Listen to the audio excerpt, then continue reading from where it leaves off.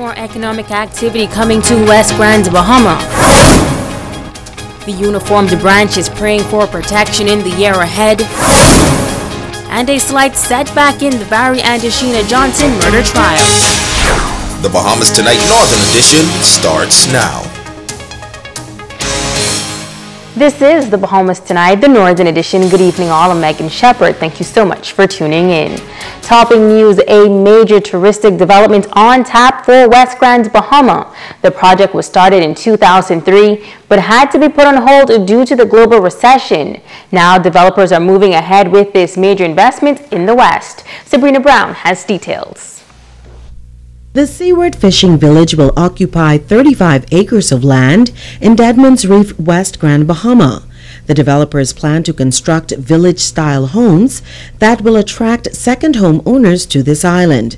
Investor Philip Ward. We have 4 different home concepts, 2, 3, 4 bedroom home concepts, 1,800 feet to 2,400 square feet homes that we are finalizing floor plans on. We're not moving to construction drawings quite yet, but we've also interviewed 3 general contractors to try to identify a contractor here on Grand Bahama to build the homes. Ward is optimistic that Grand Bahama will reap huge benefits from this development. Mike is planning on bringing his first group of buyers, about I think 6 guys coming over in center consoles in February.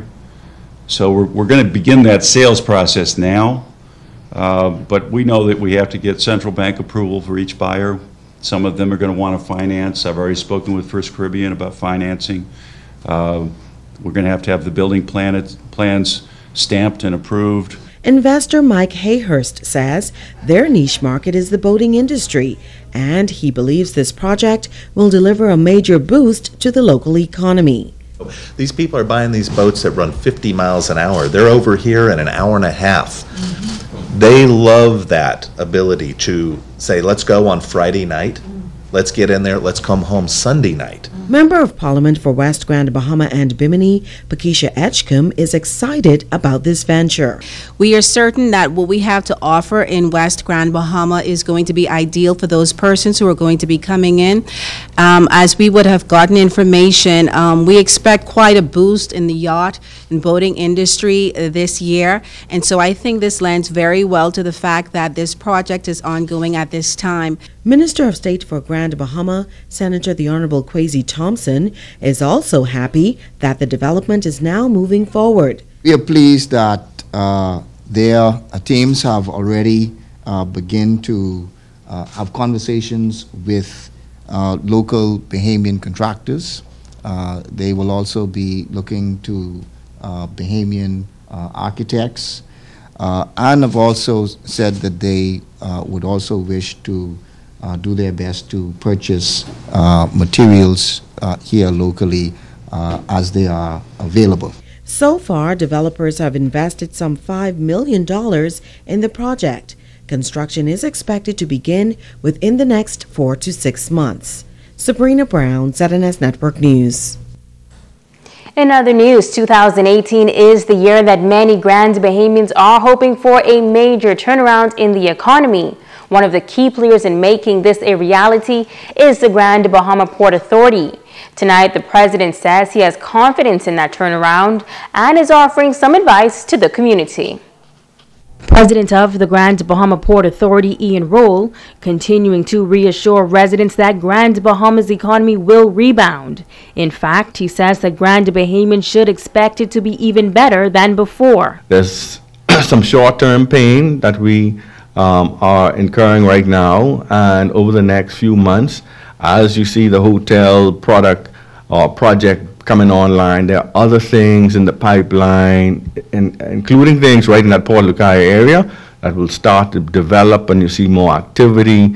And then with our approach to dealing with the real estate development with major real estate firms to create an environment for these thousands of people we want to come to this place, Freeport is going to be better than it ever was before. While entrepreneurship is not easy, he says that those that have the ideas and the drive should begin to educate and prepare themselves for the opportunities that will arise. He adds that the port will also continue to do its part in helping to prepare future entrepreneurs. We're going to have a session sometime this year on creating this uncontested market space, just to give you a formula on what you should think about. And then we plan to also have sessions in regards to teaching persons how to operate a successful business, creating an environment that has some traction. I mean, we did it ourselves inside the Port Authority, implementing something called an entrepreneur operating system. We'll explain that all later during the year. But what you need to do is educate yourself in regards to how to start a business, how to operate a business, also look at unique products that people need. And then as the population starts to develop, then take a chance. For existing businesses, he says it is a good idea to continue building a strong foundation and to remember that good customer service is key. The port is constantly pushing the theme of shop local, but the port president says that business owners must make it attractive to consumers. We have to encourage the local entrepreneurs to actually provide the environment to give the locals the best deal. We also have to show ourselves that we speak what we say, we do as we say. And you would have seen one or two initiatives during the holidays where the whole management team went out and did most of our shopping here locally. And I think that was a total success based on my conversations with the various merchants. And we will continue to do that and also encourage the public to do it. But at the end of the day, the entrepreneur must present a product that is not only unique but also affordable to the local community. The Royal Bahamas Police Force Northern District taking part in the annual church service yesterday to launch the new year. Officers assembled to pray for God's protection. Police officers were joined by other members of the uniformed branches for the service of praise and thanksgiving at Central Church of God on Coral Road. Pastor Bishop Stephen delivering the sermon under the theme, "You are servants of God." Dean encouraging all officers to carry out their duties with integrity and with the mindset that they are doing the work of the Lord. You are a part of an agency of change with responsibility to change peace and to keep the peace and to create order. You are a designated minister of Almighty God. And so just as the preacher has a responsibility to declare the gospel of Jesus Christ, you have a responsibility to carry out whatever laws and that causes order to be in our community. A minister of God is expected, of course, to be faithful and to be honest. Minister of God is expected to have ethical standards. Equality should be the watchword of the ministers of God. Minister of National Security, the Honorable Marvin Dames, also in attendance and thanking the officers for their invaluable contribution to serving and protecting the nation. He says the government intends to bring excitement back to law enforcement. In the coming months, our government will present many new policies as promised that we have spent a considerable amount of time on, that are holistic in scope and are expected to complement current law enforcement efforts of restoring peace in our communities through improved strategy, the acquisition of new equipment, enhanced training of officers, and building capacity, not only in the capital, but in Grand Bahama and throughout the Bahamas. Minister Dame says a comprehensive police manpower audit is currently underway and the results are expected within a matter of weeks. The minister says it will allow competent and hardworking officers to be promoted based on a need and merit basis. What this audit will determine is the necessary number of officers needed within the organization to effectively provide policing services to our communities on a sustained basis. No longer will station have inadequate number of officers on a shift. No longer will recruitment be based on who you know, but based on the needs of the organization.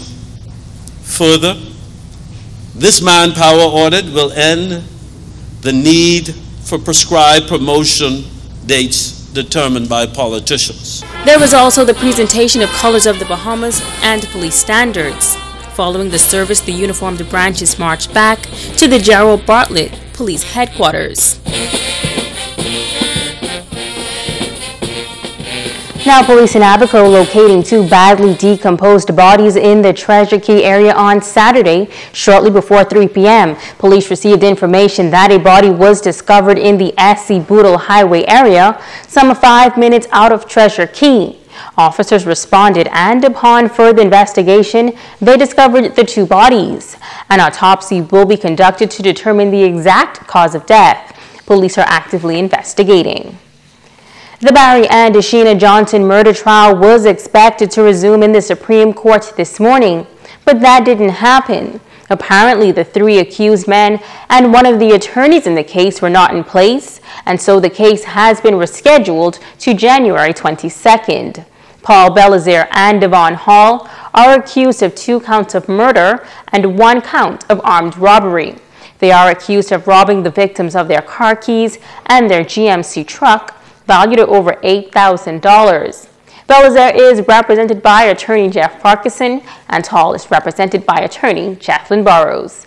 26-year-old Kevin Dames of 8 Mile Rock is also charged with armed robbery and is represented by attorney Carlton Sherland. Now, initially 5 men were charged with the double murder, but now only 3 of the accused have to answer the murder charge. The Johnsons were killed at their home in Holmes Rock in 2015. Stay with us. The Bahamas Tonight Northern Edition continues in just a moment.